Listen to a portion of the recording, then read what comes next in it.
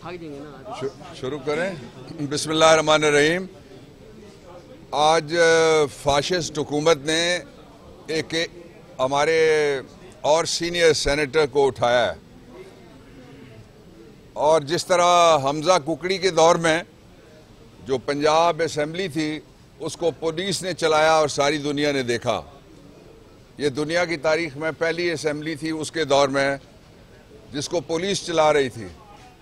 जहां पुलिस असेंबलियां चलाए उसको जमहूरियत नहीं कहते, उसको पुलिस स्टेट कहते हैं। और आज सेनेटर आज़म खान सवाती को पिछली रात बल्कि निस्फ शब उनको कहते हैं उठाने के लिए, जो घर से निकलते हैं निस्फ शब को उनको कहते हैं मिडनाइट जैकॉल्स, आधी रात के गीदड़। वो आए थे उनके घर के ऊपर और उन्होंने अपनी आइडेंटिटी बताई कि उनका ताल्लुक FIA से है। मैं सबसे पहले अपनी तरफ से और पाकिस्तान तहरीक इंसाफ और कौम की तरफ से इस गिरफ्तारी की मजम्मत करता हूँ। दूसरा साथ मैं ये भी कहना चाहता हूँ कि ये दूसरे सेनेटर हैं जिनको उठाया गया है।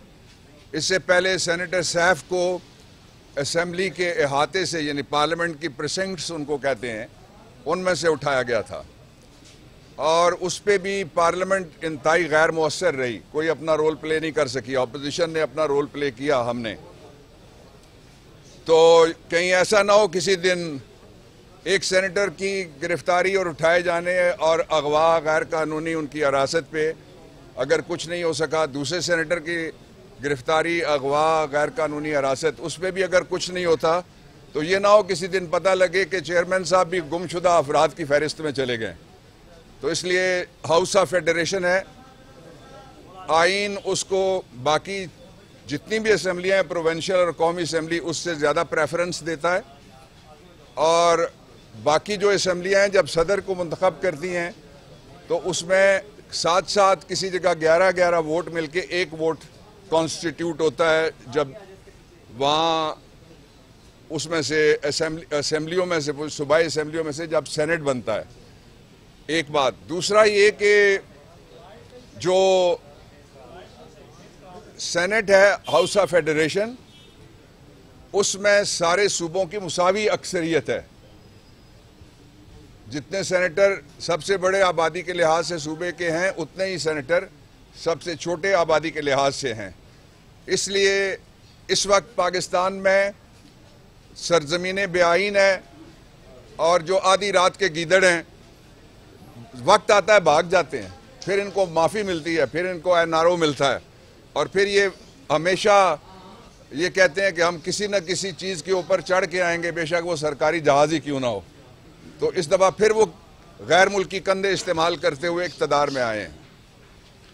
सेनेटर सवाती के बेटे और उनकी फैमिली मेरे साथ राब्ते में है, पार्टी उनके साथ पूरी तरह से खड़ी है और इमरान खान या उसकी पार्टी के किसी भी और वर्कर के साथ पूरे पाकिस्तान में जहां भी कोई रियासती दहशत गर्दी होगी, जहां भी कोई गुमशुदा अफराद बनाने वाला आएगा, वहां हम उसके साथ खड़े हैं, पूरी पार्टी उसके साथ खड़ी है। मैं दो बातें और कहना चाहता हूं कि ये हुकूमत जो 7.5 किलोमीटर के अंदर है, ये इतने दलेर हैं कि बाकियों को तो उठाते हैं, अपना पर्चा हो जाए तो फैज़ाबाद क्रॉस नहीं कर सकते। ये बहादुरों की ऐसी नस्ल है जिनकी सारी की सारी बहादुरी उस वक्त होती है जब इनके पीछे कोई अच्छा सा तगड़ा सा साइफर खड़ा हो, या साजिश हो, या नवाजिश हो, या मुदाखलत हो। ये अकेले हो तो मुकाबला नहीं कर सकते।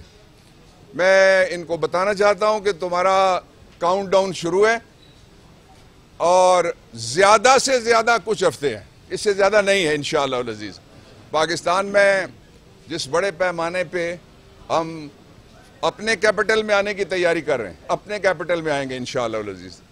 ये कोई मकबूजा फ़लस्तीन नहीं है जहां इस्राइली फोर्सेस दाखिल नहीं होने देती अपने असल वारसों को। हम यहाँ आएंगे, किसी का बाप भी हमें नहीं रोक सकता, इसलिए कि आइन के मुताबिक आएंगे, कानून के मुताबिक आएंगे। पहले भी आइन के मुताबिक हम आए, कानून के मुताबिक आए। मैंने इसराइल का हवाला इसलिए दिया कि ये दुनिया का पहला मुल्क है जिसकी हुकूमत ये कहती है कि बाकी दुनिया में जहाँ कोई ड्रोन हमला होता है शहरियों के ऊपर, हुकूमत उठ के खड़ी हो जाती है इस वक्त कौम उठ के खड़ी हुई है। ये हुकूमत कहती है कि हमने अपने शहरियों पे ऊपर से शेलिंग करने के लिए ड्रोन मंगवाए हैं। ये जो ड्रोन डेमोक्रेसी है, असल में ये इसको कहना चाहिए ये ड्रैकोनियन डेमोक्रेसी है, जिसके लिए पिछले दिनों लफ्ज को इस्तेमाल हुआ। ये है ड्रैकोनियन ड्रोन डेमोक्रेसी जो पाकिस्तान के अंदर इस वक्त है। आखिरी बात मैं ये कहना चाहता हूं कि आजम सवाती सेनेट में बहुत दफ़ा पहले भी आए हैं। इन गिरफ्तारियों से ना उनको फ़र्क पड़ता है, ना पाकिस्तान तहरीक इंसाफ को फ़र्क पड़ता है, लेकिन एक चीज़ को फ़र्क पड़ता है ज़रूर। पाकिस्तान में मईशत ज़मीन पे गिर गई है। जितने डाकू हैं, पाकिस्तान वो वाहिद मुल्क है दुनिया में जिसको मुर्गी चोर अगर कोई हो तो उसको आखिरी अदालत तक जमानत नहीं मिलती, और एक कबूतर चोर है उसको भी आखिरी अदालत तक जमानत नहीं मिली।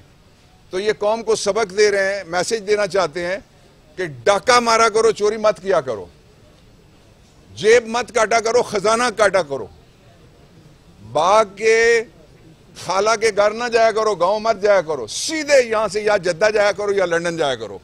जाने के लिए भी जहाज मिलेगा सरकारी, आने के लिए भी जहाज मिलेगा सरकारी, लेकिन इस निज़ाम के दिन गिने जा चुके हैं। डॉक्टर साहब ये बता दें कि कंटेनरों का शहर बना दिया गया है दारुल हुकूमत को, इस हवाले से क्या आप इस्लामाबाद हाई कोर्ट से रुजू करेंगे?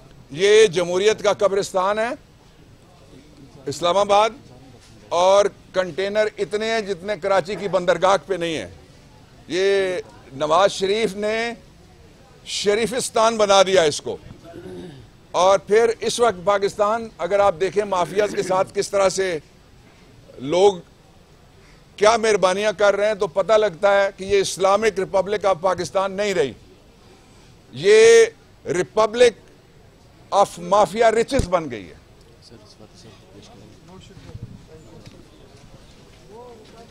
Thank you very much. ये मुसलसल इसको कहा जा सकता है जो इस वक्त हुक्मरान हैं, ये दौरे साजिशां हैं, इसलिए कि साजिशें ऐसी हैं अवाम के ख़िलाफ़, अपोजिशन के ख़िलाफ़, आइन के ख़िलाफ़, मुल्क की सलामती के ख़िलाफ़, और इसराइल तस्लीम करने के लिए कि जो जिस वक्त खुलेंगी लोग परेशान और हैरान नहीं होंगे, लोगों का गुस्सा लावा बन के फट पड़ेगा। इसी दौरान इमरान खान की आज जो उनके ख़िलाफ़ मुकदमात थे, उनमें आखिरी 2 मुकदमात थे, एक वो जो दहशत गर्दी वाला था और दूसरा एक उन्होंने छुपा के FIR रखी हुई थी कि बवक्ते ज़रूरत काम आएगी। इंशाल्लाह उनके काम कुछ नहीं आना, ज़रूरत का वक्त यह है कि वो जाएं ताकि कौम को नया इलेक्शन मिले। दूसरा ये कि आज सुबह हमने किया केस उनका अपने आज़म सवाती साहब का। मुझे लीगल टीम बता रही है कि अभी तक वो आज़म सवाती के ज़ख़म और जो कस्टोडियल टॉर्चर उनके ऊपर हुआ है उसको छुपाने के लिए, उसको मुंदमिल करने के लिए और उसकी इंटेंसिटी जिस तरह उन्होंने गिल के केस में किया था कम करने के लिए, वो अदालत की जो कमांड है वो नहीं मान रहे। हमने इस तौहीन अदालत के हवाले से जो सीनियर सिविल जज हैं जिनकी कोर्ट ने दिया है रिमांड फॉर 1 डे, परसों उन्होंने पेश होना है, आज का दिन ऑप्शनल भी होता है रिमांड में, तो वो इन 2 दिनों के बाद वो आएंगे अदालत में। वो हमने उसके सारे सबूत इकट्ठे कर लिए हैं। वो सबूत मैंने तस्वीरों समेत इमरान खान साहब से डिस्कस किए हैं।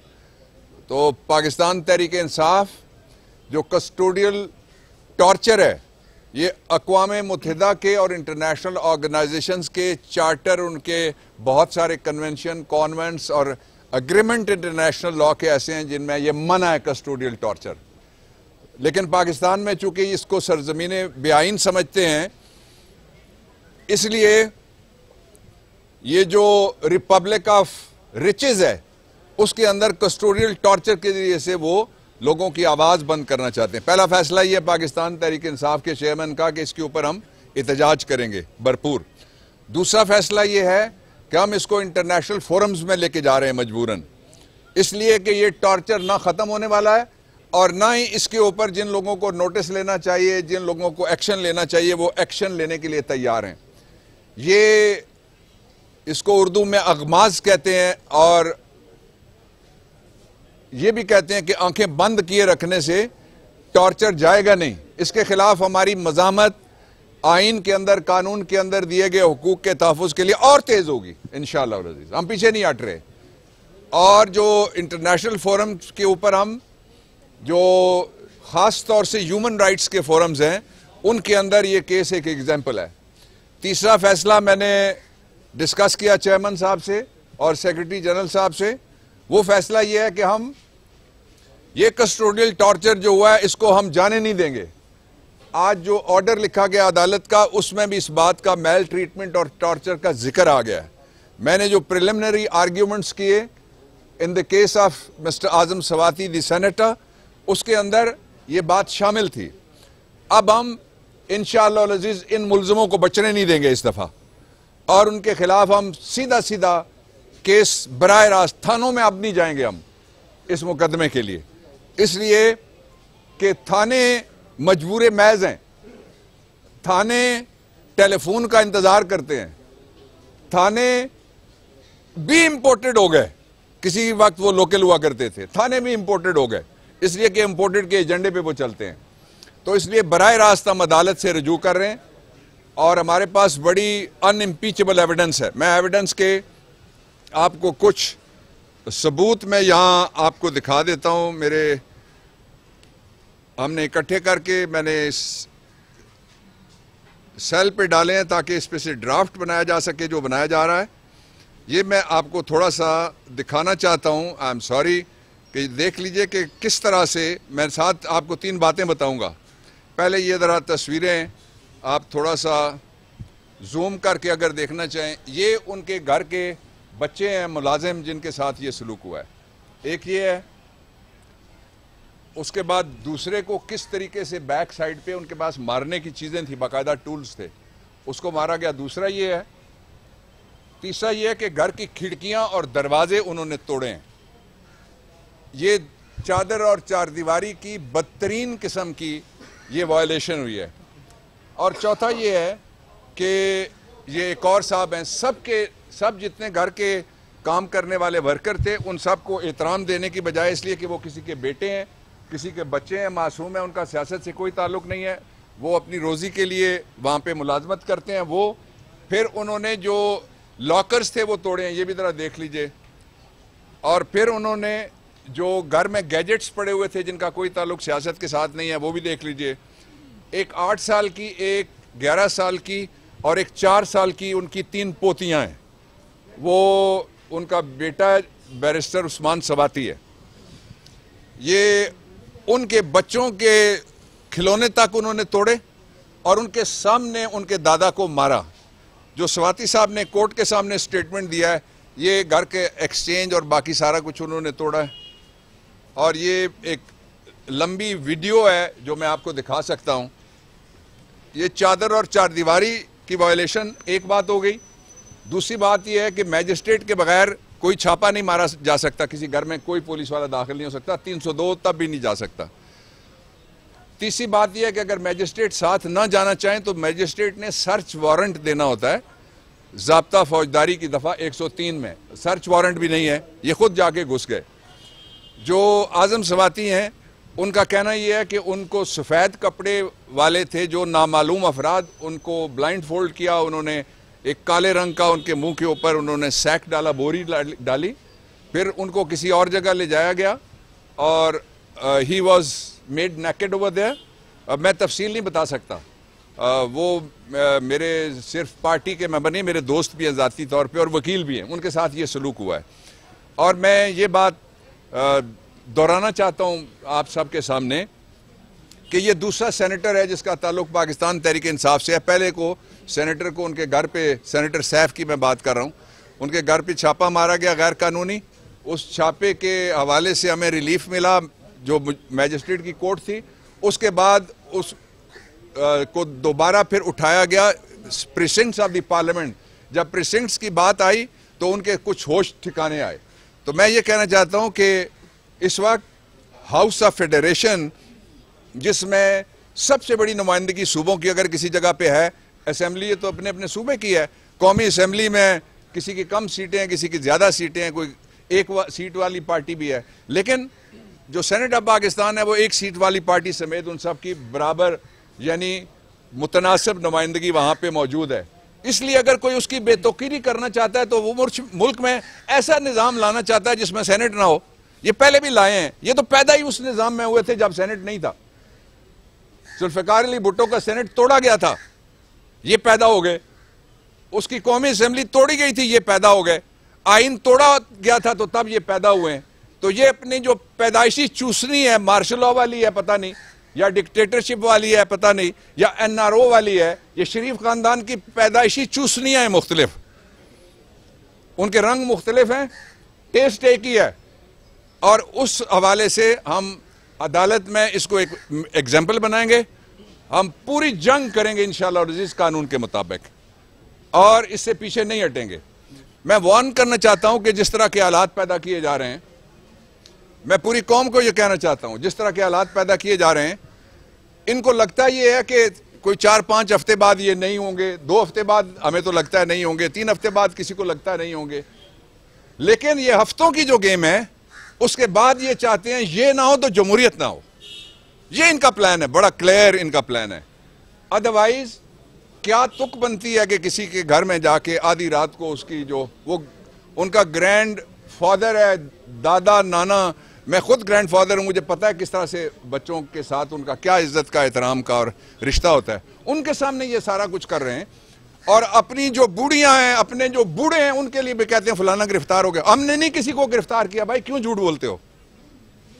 तुम कहते हो कि नवाज शरीफ को हमने गिरफ्तार नहीं, नवाज शरीफ ने तो खुद मशीन में हाथ दिया था, कहा था कि तहकीकात करो, खत लिखा था बतौर प्राइम मिनिस्टर। सुप्रीम कोर्ट ने कानून की मशीन चलाई, हमने तो नहीं चलाई।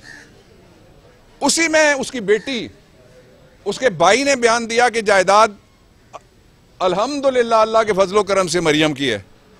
मरियम ने बयान दिया कि अल्हम्दुलिल्लाह मेरी लंदन में क्या पाकिस्तान में भी कोई जायदाद नहीं है।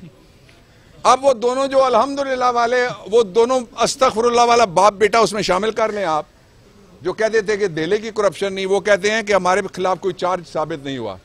चार्ज क्या था उनके खिलाफ जो साबित है? ये मैं उनको बता देना चाहता हूं। हमारी गवर्नमेंट आई तो उनका ट्रायल नहीं हुआ, ट्रायल से पहले बरी हुए हैं। ट्रायल अगर किसी का एक दफा हो जाए तो आइन कहता है और ज़ाब्ता फौजदारी कहता है कि उसका दोबारा ट्रायल नहीं होगा। ये मुकदमे हम खोलेंगे, नहीं खोलेंगे तो समझिए कि हम अपने जो इंसाफ के साथ कमिटमेंट है उसमें हम कामयाब नहीं होंगे। इसलिए कि चोरी मेरा पैसा नहीं हुआ, ये आपका पैसा है, ये पैसा वापस आना था। और जो NRO 2 उनको मिला, उससे पहले इमरान खान जो कहता था वो सच्चा साबित हो गया। वो कहता था ये अपना पैसा बचाने के लिए आ रहे हैं, ये अपने केस छुड़वाने के लिए आ रहे हैं, ये माफिया लेने के लिए आ रहे हैं। तो इसलिए मैं जो इस्लामाबाद के अंदर इस वक्त जो FIA का राज है, वो पाकिस्तान को उन्होंने कोई जमहूरी मुल्क नहीं रहने दिया। ये रिपब्लिक ऑफ रिचेज है, और जो रिपब्लिक ऑफ रिचेज है उसमें मुर्गी चोर को आखिरी अदालत से भी रिलीफ नहीं मिलता, कबूतर चोर उसको कोई जमानत नहीं देता। ये सबक दे रहे हैं कौम को कि डाका बड़ा मारा करो यार, क्या करते हो? छोटे मोटे कबूतर ना चोरी किया करो, पूरे पूरे बैंक चोरी किया करो, लेकिन इंशाल्लाह इनका अरसा थोड़ा है। Thank you.